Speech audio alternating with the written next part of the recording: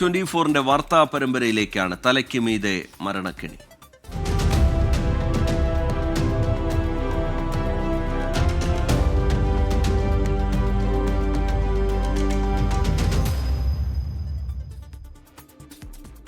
എപ്പോൾ വേണമെങ്കിലും തകർന്നു വീഴാവുന്ന അവസ്ഥയിലാണ് Kozhikode government model higher secondary സ്കൂളിലെ പഴയ കെട്ടിടം. നിലവിൽ ഈ കെട്ടിടത്തിൽ പഠനമില്ലെങ്കിലും 1200ഓളം വിദ്യാർത്ഥികൾ പഠിക്കുന്ന സ്കൂളിന്റെ കോമ്പൗണ്ടിൽ സ്ഥിതി ചെയ്യുന്ന കെട്ടിടം ആശങ്ക പടർത്തുന്നുണ്ട്.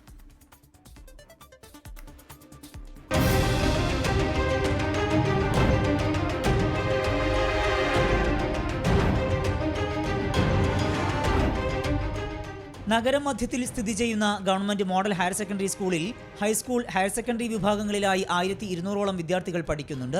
പ്രധാന കെട്ടിടത്തോട് ചേർന്ന ഈ കെട്ടിടമാണ് ഭീഷണിയാകുന്നത്. നൂറ്റാണ്ടിലധികം പഴക്കമുള്ള കെട്ടിടം ഓടുകൾ പൊട്ടിയതിനെ തുടർന്ന് മഴയിൽ ചോർന്നൊലിക്കുന്നുണ്ട്. ഇതോടെ ഭിത്തികൾക്കും ബലക്ഷയം സംഭവിച്ചു.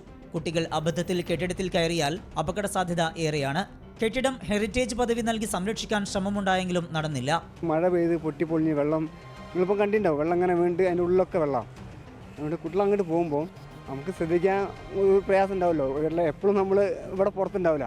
ഒന്നെങ്കിലും പൊളിച്ച് നീക്കുക, അല്ലെങ്കിൽ അത് ഒന്ന് മൊത്തം ബ്ലോക്കാക്കുക. പരാതി ഞങ്ങൾ കോർപ്പറേഷനിൽ പറഞ്ഞിരുന്നു. ഓല് അതിൻ്റെ ഒന്നും ഒരു നടപടി ഉണ്ടായില്ല.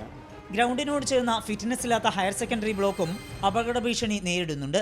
പഴയ കെട്ടിടത്തിലെ ബെഞ്ച്, ഡെസ്ക് തുടങ്ങിയവയും നശിച്ചുകൊണ്ടിരിക്കുകയാണ്.